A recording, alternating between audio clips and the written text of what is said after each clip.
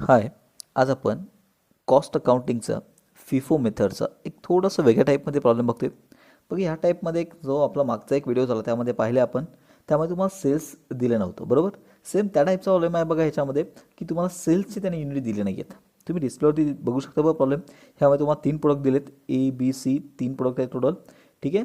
तुम्हाला purchase cells दिलेत ना, तुम्हाला 4चं पण त्यांनी सेल्सची युनिट दिली नाहीत बघा. हां, सेल्सच्या त्यांनी तुम्हाला पर युनिट प्राईस दिलेत, पण त्यांनी तुम्हाला इथे युनिट दिलेले नाही आहेत. ठीक आहे, दिलेत का युनिट नाही आहे इथे बघा. ठीक आहे, पण हे जे प्राईस दिले बघा, पण प्राईस दिले असो किंवा दिले नसो काही फरक पडतो का? नाही. एक नेहमी लक्षात ठेवा, प्रॉब्लेममध्ये जर तुम्हाला सेल्सचे पर युनिट जरी प्राईस दिले असेल तरी ते आपण कन्सिडर करत नाही, ती घ्यायची नाही. नेहमी लक्षात ठेवा, कुठचाही प्रॉब्लेम असू दे. ठीक आहे, इथं तुम्हाला सेल्स दिलेलं नाही आहे. आता बघा पुढे तुम्हाला दिले का ओपनिंग स्टॉक त्याने दिले, बरोबर. त्यानंतर परचेस त्याने दिलेत बघा. ठीक आहे, आणि क्लोजिंग स्टॉक दिले. तर तुम्हाला इथे सेल्स नाही दिले. सेल्स आपण कसं फाइंड आउट करायचं हे मागच्या प्रॉब्लेममध्येही पाहिलं आहे. ठीक आहे, या प्रॉब्लेममध्ये बघूया आपण कसं सेल्स फाइंड आउट करायचं. आणि ह्याच्यामध्ये दुसरं एक वेगळं म्हणजे काय, तुम्ही बघू शकता खाली त्यांनी म्हटलं you are required to prepare trading and profit and loss account. हां, त्यांनी ट्रेडिंग प्रॉफिट अँड लॉस अकाउंटही विचारलं तुम्हाला. त्यांनी सेलिंग डिस्ट्रीब्युशन एक्सपेन्सेस 63,000 तुम्हाला दिलेलं आहे. कसं काय फाइंड आउट करायचं हे सगळं ते आपण बघूया. ठीक आहे, तुम्ही बघू शकता बघा इथे सोल्युशनचं दिसतं तुम्हाला, इथे कॉलम दिसत आहेत बघा. डेट आहे, परचेस आहे, दिसतं ना सगळ्यांना. डेट आहे, त्यानंतर परचेस आहे, सेल्स आहे आणि क्लोजिंग स्टॉक. असे 3 कॉलम व्यवस्थित तुम्ही प्रिपेअर करून घ्यायचे. ठीक आहे, जसं आपण मागच्या प्रॉब्लेममध्ये पाहिलं आहे, म्हणजे डेट, त्यामध्ये परचेसमध्ये 3 कॉलम क्वांटिटी, रेट, अमाऊंट, तसं केलं तरी चालेल तुम्ही, जसं आपण नेहमी करतो तसं. ठीक आहे, ह्या बुकमध्ये हे बघा, हे जे आपण आज बघतो हा प्रॉब्लेम, हा तुम्हाला युनिव्हर्सिटी ऑफ मुंबईच्या बुकमधला प्रॉब्लेम आहे बघा. ठीक आहे, कसं सॉल्व्ह केलं त्याच्यामध्ये बघूया आपण. मी परत एकदा सांगतोय बघा, तुम्हाला इथे जसं प्रॉब्लेम दिला आहे बुकमध्ये, इथे म्हणजे तुम्हाला दिसतो डिस्प्लेवरती सोल्युशन, सेम तसं सॉल्व्ह केलं तरी बरोबर आहे. किंवा आपण जसं करतो म्हणजे क्वांटिटी, रेट, अमाऊंट असे 3-3 कॉलम करून करतो, तेही तुमचं बरोबर आहे. ठीक आहे, बघूया. आता बघा तुम्ही जरा इथे व्यवस्थित बघू शकता, डेट वाईज आपण जाऊया. फर्स्ट डेट जर आपण बघितली इथे क्वेश्चनमध्ये या, तर फर्स्ट डेट तुम्हाला ओपनिंग स्टॉकची दिली आहे बघा. ओपनिंग स्टॉक तुम्हाला माहिती आहे नेहमी 1 तारखेला असते. ठीक आहे, 100 युनिट आहेत, 60चा रेट आहे. हे सगळं आपण ते लिहून घेऊया. बघू शकता तुम्ही इथे सोल्युशनमध्ये बघा, एचं पहिलं आपण लिहितोय, 1 तारीख लिहिली. ओपनिंग स्टॉक डायरेक्ट आपण कशामध्ये, बॅलन्समध्ये लिहितो इथे. त्यामुळे बघा 100 गुणिले 60चा रेट आहे ना, 6,000 अशी तुमची अमाऊंट आली. ठीक आहे, 1 तारखेचं क्लिअर झालं. इथे तुम्ही क्लोज करून घ्यायचं. ठीक आहे, क्लोज केलं. आता पुढची डेट आपण बघूया. बघा तुम्ही बघू शकता इथे 9 तारीख दिले, 9 जानेवारी दिले.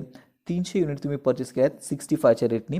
ठीक आहे, आपण बघा इथे फक्त एचं पहिलं बघतोय. ठीक आहे, एचं मी तुम्हाला सांगणार आहे, बी आणि सीचं आपण नंतर बघूया. ठीक आहे, बघा आता पुढे तुम्ही जर बघत 9 तारखेला तरी 300 युनिट परचेस केले. तुम्ही डिस्प्लेवरती बघू शकता, मी ते प्रिंटिंग मिस्टेक ॲक्च्युली तुम्हाला 4,300 दिसतं बघा इथे. हे 4,300 नको आहे, ते किती पाहिजे, फक्त 300 पाहिजे. ठीक आहे, बुकमध्ये हा प्रिंटिंग मिस्टेक आहे, म्हणून तिथे आपण डेटमध्ये 9 तारीख लिहिली. त्यानंतर तुम्ही बघू शकता 9 तारीख लिहिली, त्यानंतर 300 गुणिले 65 करा इथे. ठीक आहे, मग तुमचे किती येतील ते 19,500 बघा इथे आपण लिहिली. तुम्हाला माहिती आहे आपण मासे क्लोज केलं होतं. हा आपण तुम्हाला माहिती आहे फिफोमध्ये काय करतो, मागचा बॅलन्स खाली ओढून घेतो. तो ओढून घेतला खाली. पुन्हा हे जे 300 आपण परचेस केले ते त्या खाली लिहिले. ठीक आहे, पुन्हा इथे आपण क्लोज केलं. आता पुढची डेट बघूया आपण. तुम्ही बघू शकता बघा क्वेश्चनमध्ये पुढची डेट दिली तुम्हाला 20 जानेवारी. ठीक आहे, 100 युनिट आहेत, 64चा रेट आहे. सेम परचेसमध्ये सगळे परचेसच आहे, लक्षात घ्या. त्यामुळे काय ते 20 तारीख आपण लिहिली. 100 युनिट आहेत, 64 त्याचा रेट आहे. ठीक आहे, परचेस करून घेतलं. पुन्हा तुम्हाला माहिती इथे आपण क्लोज केलं आहे. हां, असे इथे क्लोजिंगचे आहेत आपले, हे 2 आहेत ना बॅलन्स, हे आपण खाली ओढून घेऊ, 100 आणि हा 300चा. आणि पुन्हा हा जो नवीन आपण परचेस केला आहे 100चा, तो त्याच्या खाली लिहून घेऊ आणि ते पुन्हा आपण क्लोज केलं बघा. ठीक आहे, समजतं ना सगळ्यांना. आता पुढची डेट, त्यानंतर बघा पुढची तुम्हाला डेट दिली आहे बघा, 29 जानेवारी दिली, 29 जान दिले. 50 युनिट तुम्ही परचेस केल्यात 68च्या रेटनी. ठीक आहे, ते आपण लिहून घेऊ. तुम्हाला माहिती आहे पहिलं आपण क्लोज करणार. हां, इथे क्लोज करून टाकलं आपण. हे जे तिन्ही बॅलन्स इथे खाली ओढून घेतले, तुम्हाला समजतं ना हे तिन्ही बॅलन्स. त्यानंतर इथे बघा 29 डेट लिहिली, 50 गुणिले 68 68 केलं. जो बॅलन्स आला तो पुन्हा इथे बॅलन्समध्ये लिहून घेतला. ठीक आहे, हे पुन्हा क्लोज केलं. बघा तुमचे टोटल 1 2 3 4 बॅलन्स झालेत, हे लक्षात ठेवा. ठीक आहे, तर पुढची डेट बघूया आपण. आता पुढे बघा तुम्हाला त्यांनी क्लोजिंग स्टॉक दिले. बघा क्लोजिंग स्टॉकच्या अगोदर आपण काय करतो, तर काय करतो आपण, सेल्स काढतो. कारण क्लोजिंग स्टॉक तुम्हाला दिलेला आहे, आपल्याला सेल्स दिलेत का, नाही, सेल्स आपल्याला काढावं लागेल. तुम्हाला आठवतं आहे आपण मागच्या प्रॉब्लेममध्ये पाहिलं आहे की सेल्स आपण कसं कॅल्क्युलेट करतो, माहिती आहे ना, काय करतो आपण, तर ह्याची टोटल करतो. कशी टोटल करतो, ओपनिंग स्टॉक प्लस हे परचेस टोटल करणार आपण हे सगळ्याची. त्यामधून हे काय क्लोजिंग स्टॉक काय करणार, लेस करणार. मग आपल्याला काय मिळेल खाली, तर सेल्स मिळतील. ठीक आहे, बघूया ह्याची वर्किंग बघा तुम्हाला त्याने ह्या बुकमध्ये दिले आहे. हां, ती बघूया आपण, म्हणजे तुम्हाला ते समजण्यास बघा सोपं होऊन जाईल. ठीक आहे, बघू शकता तुम्ही, इथे दिसतं ना तुम्हाला वर्किंग बघा, बघा इथे. हां, ही वर्किंग नोट दिसते बघा. त्यामध्ये आपण केलं बघा, पहिलं ओपनिंग स्टॉक लिहिलं, त्यामध्ये ॲड टोटल परचेस केलं, परचेस टोटल केली, ती ॲड केली, टोटल 550 झालं, 550 झालं. त्यातून जे क्लोजिंग स्टॉक आहे 140मध्ये ते मायनस केलं. मी तुम्हाला बघा एचं इथे काय मिळते, सेल्स युनिट मिळतात 410. समजते. सेम तुम्ही हे बीचं आणि सीचं काढून घ्यायचं आहे. ठीक आहे. एचं समजलं कसं केलं, opening stock plus purchase minus closing stock is equal to sales. असं आपण सेल युनिट काढून घेतले 410. आता हे जे सेल युनिट तुम्हाला दिसतात 410, हे आपण इथे वरती प्रॉब्लेममध्ये कसे लिहायचे ते बघूया. ठीक आहे. तुम्ही बघू शकता इथे बघा, तुम्हाला हे तर कळलं ना 410 कडून आले. ठीक आहे. 410 आले आपले सेल्स.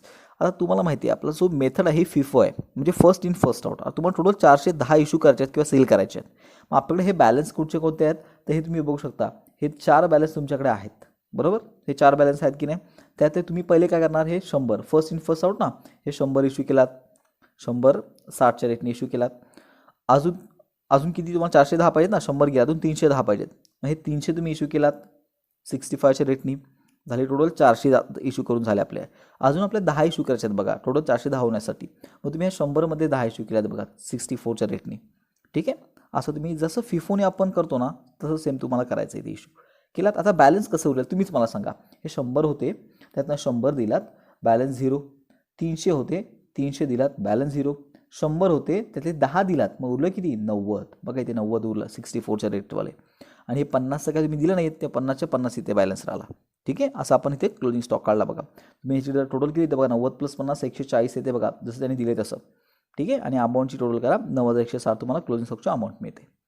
ठीक आहे. समजलं. सेल्स कसं काढलं आणि हे कसं क्लोजिंग स्टॉक कसं काढलं, प्लीज व्यवस्थित बघा. ठीक आहे. बाई काही कठीण नाही, लक्षात घ्या. आपण हे 410 पहिले काढून घेतले सेल्स, ते आपण इश्यू केले बघा. पहिले 100, नंतर 300, नंतर ह्या 100मधले 10, टोटल 410 इश्यू केले. मग बॅलन्स आपल्याकडे किती उरले, 100मधले 90 उरले, 50चे 50 उरले. हे क्लोजिंग स्टॉक. ठीक आहे. असं व्यवस्थित सॉल्व करून घ्या बघा. हे आपण जे सॉल्व केले, हे प्रोडक्ट एचं केले असं. ठीक आहे. सेम तुम्हाला काय करायचं बघा, पुढचे मी प्रोडक्ट बी आणि सी सांगणार नाही आहे, सेम असंच करायचं आहे तुम्हाला. प्रोडक्ट बी आणि सीचं तुम्ही सॉल्व करायचं आहे. ठीक आहे. प्रोडक्ट बी आणि सीचं तुम्ही सेम असं सॉल्व करून घ्या. हां, तुम्ही ते बघू शकता. तुम्हाला इथे दिसेल बघा सेल्स कसं काढलं आहे. हां, ते यूज करून तुम्हाला बी आणि सीचं सॉल्व करायचं आहे. ठीक आहे. तरी डाऊट्स असतील तर मला तुम्ही विचारू शकता. आता आपण काय करूया, पुढे जे एक्स्ट्रा म्हटलं होतं तुम्हाला, मी ट्रेडिंग अकाउंट विचारलं किंवा पेन अकाउंट विचारलं ते पाहूया. ठीक आहे. तुम्ही बघू शकता बघा, डिस्प्लेवरती तुम्हाला ट्रेडिंग अकाउंट दिसते. इथे काय लिहायचं, मग खूप इझी आहे, लक्षात घ्या. काही कठीण नाही आहे. तुम्हाला ट्रेडिंग अकाउंट दिसते बघा. काय करायचं अशा वेळी, जे ओपनिंग स्टॉक आहे, आता हे ओपनिंग स्टॉक कोणाचे, प्रोडक्ट ए, बी आणि सीचे तिघांचे. तुम्हाला हे मिळणार कुठे, तर इथे बघा. आता हे तुम्हाला प्रोडक्ट सीमधले तुम्हाला मी ओपनिंग स्टॉक दाखवतो. तुम्हाला इथे दिसतं ना सगळ्यांचं ओपनिंग स्टॉक. हा जे 1 तारीख दिले, हा ओपनिंग स्टॉक आहे. याचा किती आहे, 50 आहे ना, 120, आणि अमाऊंट किती आहे, 6000 आहे. समजते ना. हा झाला प्रोडक्ट सीचा. तसंच प्रोडक्ट बीचा तुम्हाला इथे मिळेल, बरं ना. प्रोडक्ट बीचा किती आहे, इथे 100 आहे आणि 10,000 अमाऊंट आहे.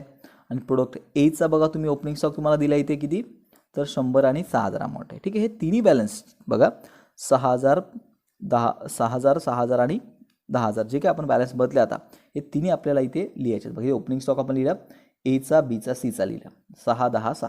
ठीक आहे. टोटल 22,000 बाहेर आले. समजलं. ओपनिंग स्टॉक कुठून लिहिला. सेम तसंच आपल्याला काय करायचं आहे, परचेस आणि सेल्स लिहायचं आणि क्लोजिंग स्टॉक. बघा तुम्हाला परचेस पण इथेच मिळेल.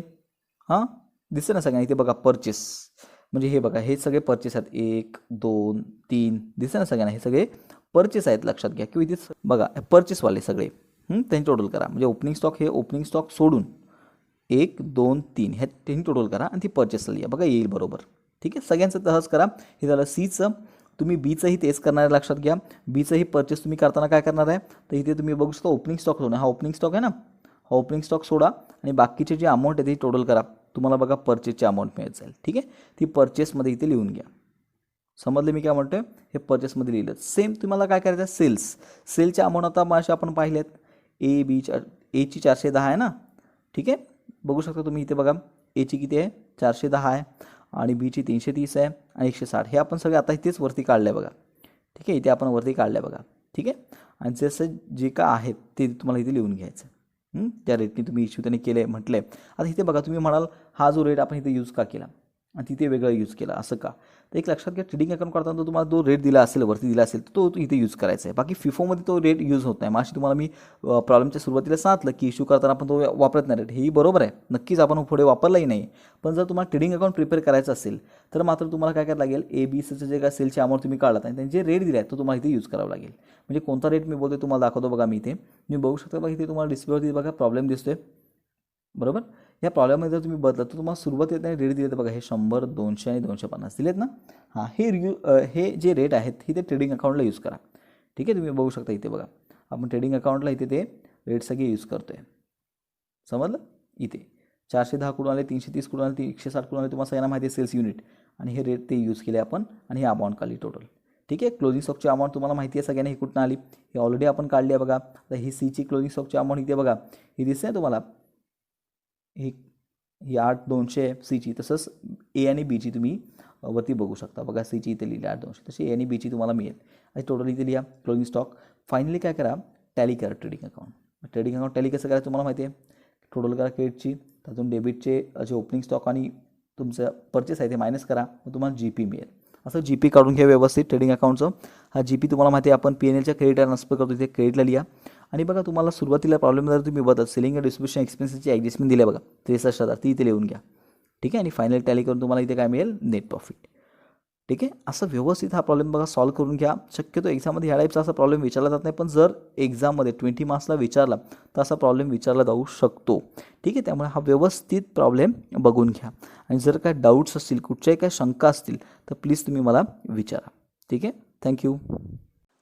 व्हिडिओ पॉज करा आणि स्क्रीनवरती दिसणाऱ्या क्वेश्चन आणि त्याचा आन्सर याचा स्क्रीनशॉट मारून घ्या, म्हणजे तुम्हाला सॉल्व्ह करण्यासाठी इझी होईल. थँक्यू.